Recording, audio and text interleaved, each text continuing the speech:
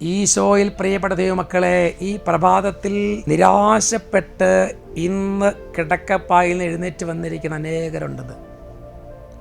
അനേകരുണ്ട്.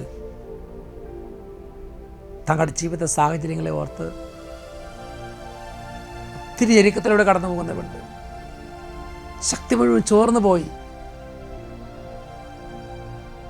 ജീവിതം തകർന്നിരിക്കുന്നവരുണ്ട്.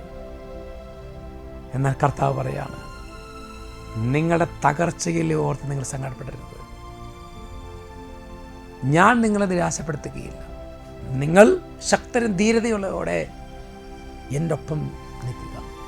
നിങ്ങൾ പരിഭ്രമിക്കേണ്ട, എൻ്റെ കൂടെ നിൽക്കുക.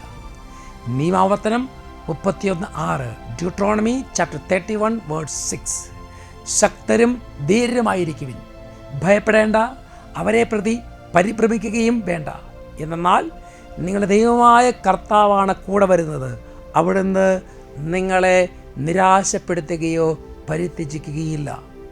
ഈശോ നിങ്ങളെല്ലാവരും അനുഗ്രഹിക്കട്ടെ, ഇപ്പോഴും എപ്പോഴും എന്നേക്കും. ആമേൻ.